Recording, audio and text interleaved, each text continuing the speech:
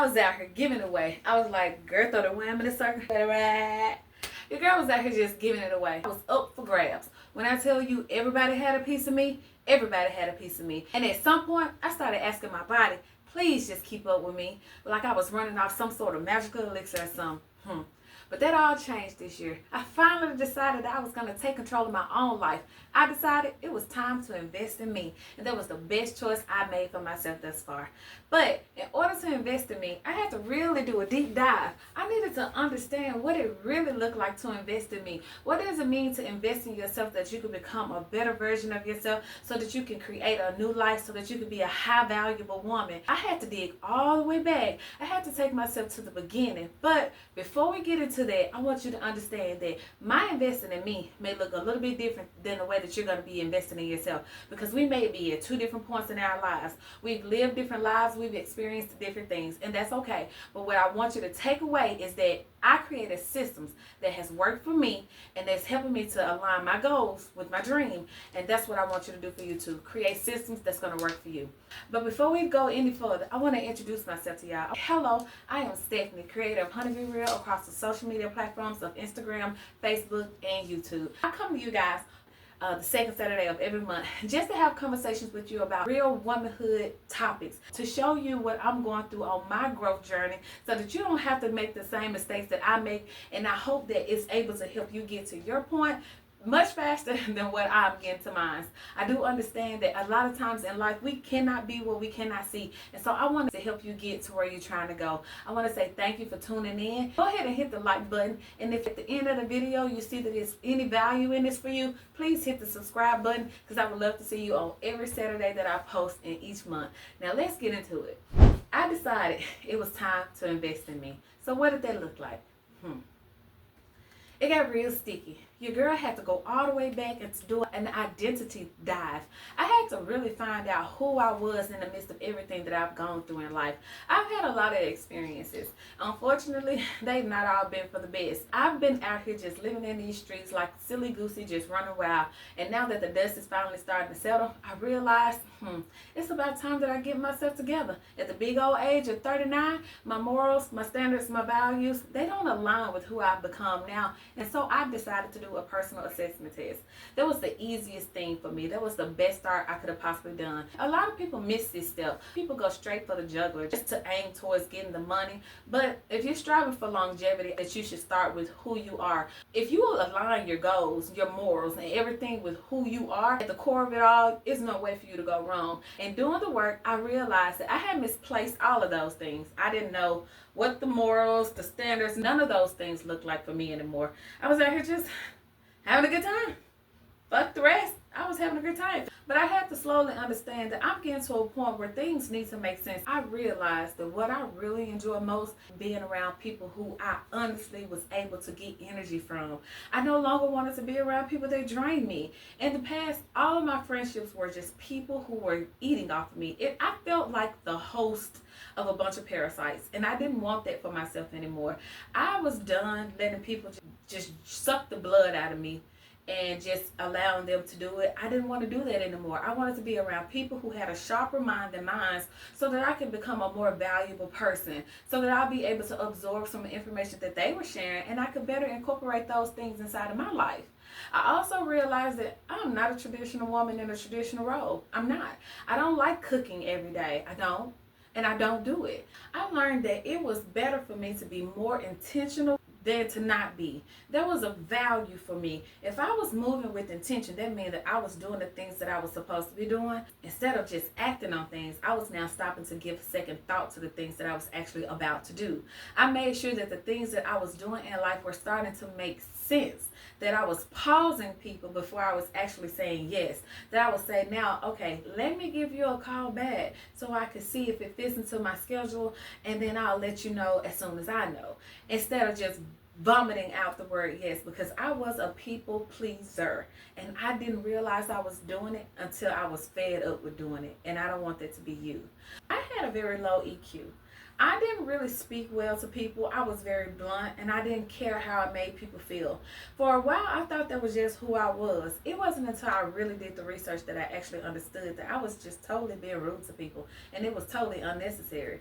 I had to realize that that's why a lot of people had removed themselves from me in my life, and I didn't have a good sister circle because I wasn't being a good sister to the women that were involved in my life. So I dialed back on that. I made sure that the conversations that I was having were conversations worth being a part of. I was no longer living inside of the circle where the gossip talk happened. I was telling people that I didn't want to be a part of that I wanted to have better, meaningful conversations because those were the things that were going to move me forward in life. And that is my biggest goal right now, is to be taking 3 steps ahead, not 2 steps backwards. I'm no longer being stagnant. And then moving forward, I realized that I was creating structure in my life, the type of structure that I needed to be the successful woman that I was actually aiming to be. Now it's time for me to create the goal within itself. It's time for me to put it pen to paper and make what I'm thinking turn into my reality. And that's exactly what I set out to do. Unfortunately, before I could get into it, like a lot of things in my life, I didn't really fully understand how to set goals. I know that I've achieved things in life. I went off to college, I graduated, the first of 9 children. I went off to high school, I graduated. I went off to cosmetology school, I graduated. With the first degree from college. I went on to the career interior design and I made a successful career out of that. I was doing things, but it's not because I was actually creating a system or the structure that was needed for me to get there at a deadline to keep myself focused. It's because I put it in my mind and I just said, okay, I'm gonna do it, and I did it. I've never had a dream this big. The dream that I carry now, it holds weight, and I understand that it's gonna need a lot more structure in order for me to get where I'm actually trying to go. And so I found out how to set goals. And for those of you who don't know, well, first of all, let me say, I know there's going to be a lot of people that's going to say, you don't know how to set goals? Well, sweetie, if everybody knew how to set goals, then everybody would be successful in this life, wouldn't they? Okay, so for those of you who don't know how to set goals, you have to pick your dream. The dream is that big audacious thing. It's the bigger picture, your ultimate destination of where you want to go. But within that, you need to create subcategories which become the goals, small things that you want to achieve that's going to get you closer to your dream. But within that goal, you need even smaller actionable steps that you can take each and every day that's going to help you get to the goal. And getting to the goal is what's helping you to get to the dream. It's basically creating small steps that you can do each and every day to help you achieve the goal to get you to the dream. That's exactly what it is. And that's the best way I could break it down. So the thing about creating goals is that you need to make sure that the habits that you create around the goals become frictionless. Like, it's something that you can get up and you can do just easy. And that's where I found the system called habit stacking. It's been my saving grace. And when I tell you chef's kiss, I mean it. Chef's kiss. I've not struggled with habit stacking ever. And what it is taking a system or a list of things that you can do, habits that you can put on top of something that you're already doing. For instance, in my routine that I created for myself in the morning time, which is now my favorite part of the day. Instead of just waking up late, I've decided to wake up much earlier because I was taking time away from my son.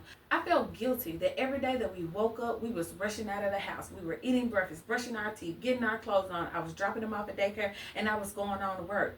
I knew it was a better way to do it, so I just had to show up and create the system for myself. So what did I decide to do? I decided to habit stack. So now my new habit is when I wake in the morning time, I don't hop out of bed because now I'm waking up at least 3 hours before time for me to get to work. I lay there. I give thanks to the day. I show gratitude. This is part of the habit stacking, right? Because I used to just get up and get out of bed all groggy, but now I sit there and I give thanks. And I'm grateful in the moment that I'm waking up. And then I curl over once I wake up to the side of the bed and I go ahead and give myself a good stretch. I allow myself to feel my body to move in that moment, right? And then after that, now that I'm up, because I'm getting up anyway, I'll get up and I'll come in this space here. And I do my walking pad routine. I make sure that while I'm walking, I'm being intentional enough to habit stack on another lesson. I'm listening to podcasts full of inspirational women that are helping me learn how to be a more successful woman and how to incorporate etiquette, financial responsibility, I think, the way I grow, all the things that a woman of high value does, I'm making sure that I'm tuning in each and every morning, not just to walk, but to learn as well. I'm just piling new habits on things that I'm going to be doing anyway. Like when I have my cup of coffee, instead of just rushing my coffee down now I have time to enjoy it down to the last sip. And guess what? I'm taking it outside to my favorite area. I'm going to drink it. And my son is still asleep, and my husband is still asleep, and I'm having time with me. And by the time my family wakes up, I'm ready to take them on, because now I've given myself a head start. I'm ready for the day. I'm ready for the chaos to start and my son to get the bouncing and jumping around. I'm ready. So because of habit stacking, I've been able to create this new morning routine. I've also been able to create other habits in my life that's proven to be working for me. So I suggest that you go ahead and take a look at habit stacking and see how you can incorporate it into your life, because you will see that you will no longer be standing still, that you will be moving 2 to 3 steps ahead in life. You will no longer be stagnant. And isn't that the goal? So that we can start being able to move forward in life? I know. That was mine. I know it got to be yours. And I know some people may ask, well, Steph, why does this matter? Well, it matters most because things that you allow into your space actually holds weight. It takes up space in your mind, in your time, in your day. And if you're not moving forward, which I hope is your goal, then you're standing still. We have goals that we're trying to achieve and the version of ourselves that we aspire to be one day. And that's the goal, becoming better people in life. I realized that I needed resources in place. I needed to have things at my hands that was going to help me to navigate in the new space that I was creating for myself. That meant that I had to put myself in rooms that I wasn't used to being in. I had to open up to the type of conversations that I was wanting to have. I had to open up to different types of people and relationships. I had to be open. In order to go and make it somewhere in life, you can do it alone, but it's going to be a long journey. The best way to do it is to make sure that you're networking and creating connections with people that can help push you in the right direction. You'll never know who may know the next person that you need to be introduced to. Make sure that you're creating connections with people and finding the resources that you need that's going to help drive you in the right direction. Because our main goal is to move forward in life. And in moving forward in life, I realized, I'm no longer standing still. I'm now being a little bit more active. I'm moving more. I have more energy. It's time that I work on my weight. And not for the reason that you think. It's not so that I can look as small and petite and put on all the clothes like everybody is doing. And no, that is a bonus to look good in your clothes. But I did feel a certain way about this bulgy area in front of me. And I was working on that. But the sole purpose of my weight loss journey was not only to look good, but to bring my self-esteem back up. To make sure that I was able to keep up with my 3-year-old son, who believes that everywhere we go is a racing course. And when I tell you this knee thinks otherwise, I had to realize that if I'm going to be able to live a life that is conducive to helping my son thrive and feel as though he can do and move about freely in life, then I needed to be in my best shape. So I decided to take up an appointment with my doctor. What I found out, he just said I was big bone. Nah, he really didn't. He told me that I was over-consuming on the things that I love too much. I was overindulging. He told me that it was time to dial back on putting 4 Oreos inside my cookies and cream ice cream and to start just adding 1 or none at all. He told me that I was over-consuming on the portion sizes, that it was time to dial back, that a woman my height and my stature is not supposed to be the size that I am. He recommended a weight loss supplement, which I do take, but also helped me strategize how I could create meals for me and my son that we could still enjoy without getting too much of the saturated fats that help to pad on all this extra good cushioning that your girl got going on here. You know what I mean? With that being said, I'm down about 15 to 20 pounds. So yeah, congratulations to me. But that's not the sole purpose. Like I say, I want to feel good on the inside and out, and I want to be able to still be here and active when my son becomes grown, when he decides to wed, and the day that he decides to bring me home some grandchildren. I'm here for the long haul, and my body needs to be here with me. Believe it or not, the things that you do shows up in your life. If you work out, it shows up in your physique. If you read, it shows in the way that you converse with other people. If you go out here and you're just rude and you're doing nothing, trust me, that shows up too. Everything that you do in life is a conscious decision, and it shows up on you whether you wanted to or not. The way I think, the way I grow, all the things that a woman of high value does, I'm making sure that I'm tuning in each and every morning, not just to walk, but to learn as well. I had to understand that what I was doing was creating a better life for myself, and you should be creating a better life for yourself too. And although this was all a learning curve for your girl, I decided to commit, because commitment was going to be the one thing that was going to drive me to where I was actually trying to go. And I figured, hell, since I'm already in the mode to be committed to shit, why not commit to becoming a new learner in life, expanding my horizon, and go back to being a student in life instead of trying to be the expert, because I didn't know enough of one field to be an expert. I was a jack of all trades. I lived in that space. I was happy to know a little about a lot of things, but I switched it up. I want to know more and more about less and less, and I want to make sure that the information that I receive in this space of womanhood, growth, and how to become a better version of you, that I have as much information as I possibly can to share it with you so that you can become the better version of you. I want to be the woman that bridge the gap between women like me who lack the inspiration, who lack the woman to look up to, the one who shares the necessary information of what's going on in the atmosphere of successful women, who shares the information about what savvy women are doing with their finances, how people are setting out to achieve their retirement goals. I no longer wanted to act like I was the man. I wanted to become the man. I was comfortable with taking a step back and realizing that it was a lot that I needed to learn in this space. It's a lot that I can learn, but there's also a lot that I can progress and give you. Think about it this way. We oftentimes run to all the people that has all the information, who's sharing a list of things, but a lot of times they're so much further ahead in the game with us that we're scrambling on their content trying to find our way to catch up. And so we're doing a whole lot of this and a whole lot of that, and none of it actually adds up. But if you follow me, I'm in the thick of it. I have the information right here firsthand. I'm going through it right now in my life. I'm sharing the information with you as it is, and I'm telling you how it didn't or did work for me so that you can better incorporate it in the life for you. I'm giving you real-time information, and there's no better information than the information that's received in real time. So I hope that's a better reason for you to follow me, if nothing else. The reason I decided to become a high-value woman is because I realized that women like me, you can't be what you can't see, and you actually can't go where you don't know. That's why I decided it was most important for me to create a new space for myself. I was tired of sitting around waiting for permission from other people to become the person that I wanted to become. It was time that I pulled out a seat at the table for myself. I decided it was time to leave those environments that were holding me back behind. I decided that those commitments to those people who were being stagnant were no longer commitments that I was willing to hold. Being in those environments where I shrunk myself, where people told me that I couldn't really be the type of person that I was. Being in environments where I drank alcohol and continued to overconsume alcohol because I was trying to numb the pain. Being in environments that made me feel less than. The environments that took away from my energy, that depleted me. I no longer wanted to be a part of those.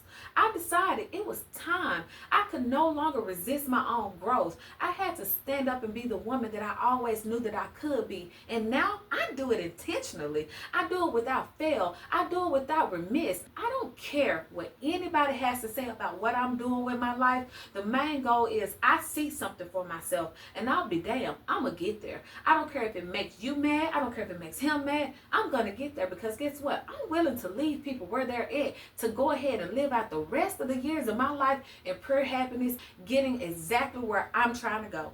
This life is mine, and your life is yours. Stop living it for other people, or stop dying for other people. Do like me and create a space for yourself. I had to finally realize that it was time to pour into me at the big old age of 39. Don't wait this late. I had to realize that I didn't have imposter syndrome because I was trying to be perfect. I experienced imposter syndrome because I knew deep down that I was trying to achieve something that I wasn't used to. It was an audacious goal, and that scared me. But I realized that imposter syndrome didn't mean I was being fake. It meant that I had the audacity to be doing the thing that scared me the most. I left those environments in the past that were no longer serving me. I let go of those relationships of people who were expired and stopped pushing them to the back. I went underneath the surface of my bed and I picked up the pieces of me that I left behind. I stopped overperforming in my life in areas where nobody even asked me to. And I almost cracked the foundation of my marriage by changing its settings. But that was a risk that I was willing to take for myself. I decided to take up space for me intentionally, to create an atmosphere where I can live, where I can thrive, where I can always be. This is exactly what you need. Remove yourself out of the environments that do not serve you. If you look around and you notice that you're shrinking yourself to be there, that is not the place for you. I was shrinking myself where I was. I wasn't actually living. I was allowing myself to go back in a shell. I was a turtle. Who wants to be a turtle?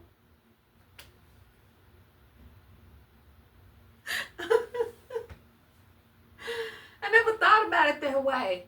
But I was drawing closed because the atmospheres that I was putting myself in, I didn't belong. That was a wake-up call. Like T.I. said, a giraffe shouldn't be worried about the ways of the turtle. One eats from the trees and one eats from the dirt.